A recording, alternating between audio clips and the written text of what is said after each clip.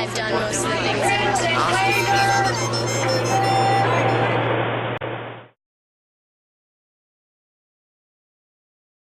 part of that public character is something called shared governance. And this is something that probably isn't very transparent or readily legible for students, but it's a really important part of faculty life. And this goes from the basic principle that says that how we govern ourselves, how the operations of this university should work, should be a partnership, an intimate partnership between faculty on the one hand, thinking about academic and curricular issues and how we define what knowledge is of high quality, together with administrators who think about logistical questions and funding questions. And there's a whole elaborate process that ensures that there's consultation back and forth throughout all kinds of things that we do, including hiring and promotion, as well as matters of curriculum. And I guess the thing that I see really breaking down at this moment is that shared governance.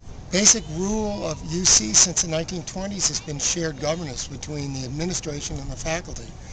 And the administration is not consulting the faculty. They've got emergency powers given by the regents for this year and possibly beyond, which means they've got the power to do whatever they want without getting prior approval of the faculty. And that's just wrong. And very many faculty are very upset about that. In addition, the regents have set up the so-called Gould Commission, which is mostly regents, high-powered outsiders, and only 2 or 3 faculty on the whole thing. And this commission is supposed to decide the future of UC.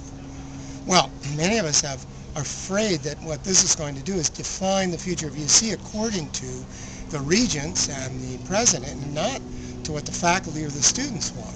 And I think we have very different views. For many of us faculty who've had offers from other institutions, private institutions, we've chosen to stay here, sometimes earning less money because we believe in this public character. So I think that the big note is to think about changing that public, who we admit and how we get our money, is going to have real implications for who wants to work here. And it's because of the faculty who've chosen to work here that Berkeley and the University of California has the magnificent international reputation that it does. We also depend on our administrators to be able to do their job, but we actually don't get Nobel Prizes because of our administrators. We get them because of our faculty. So I think it's really in students' interest to make sure that we retain the conditions that have made us so excellent. And if I may say, the other thing that makes this university great is the professors. It's the professors, not the administrators, that make this university what it is. Everybody understands it. We have the greatest collection of professors in the world at this campus. And if we treat them badly, if we don't involve them in the governance of their institution, if we can't pay reasonable competitive salaries, they're going to leave.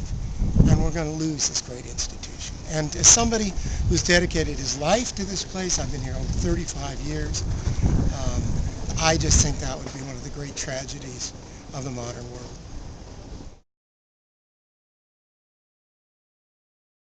So being public means it has implications for who we admit and on what conditions we admit them. So one of the things that was so attractive to me about coming to Berkeley is the diversity of the student body. And that's diversity in so many different ways. It's ages, it's socioeconomic, it's ethnic, it's racial, it's international.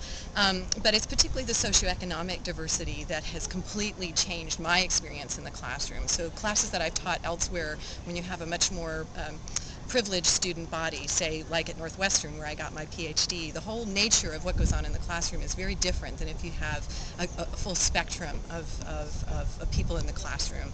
And I guess this would go from the premise to saying that segregation is never good, and so having mostly rich students at a school is actually segregation, and it's actually not very healthy for us, and it's certainly not healthy for learning.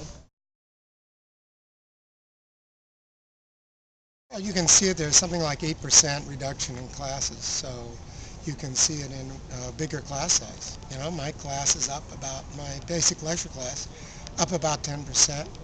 My urban geography field class, I had to send away about 1/3 of the people who wanted in.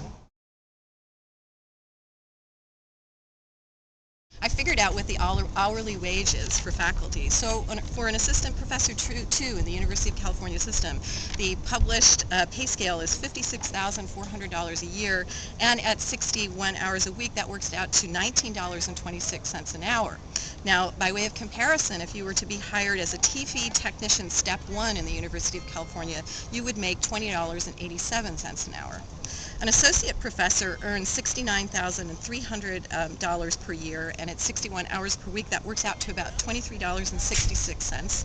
A full professor, too, step 2, we have the step system. A full professor step 2 earns $83,800 a year, and that works out to $28.62 per hour.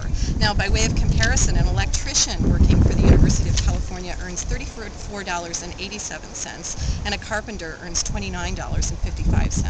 Now, I believe all laborers should be compensated for their labor. I think the main thing I want to say is that faculty are laborers too.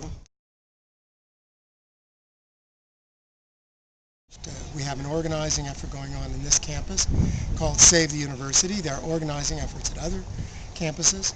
And we've already got, in just the first couple of weeks of class, 150 faculty to sign on to our mission statement, and we expect to double that pretty soon.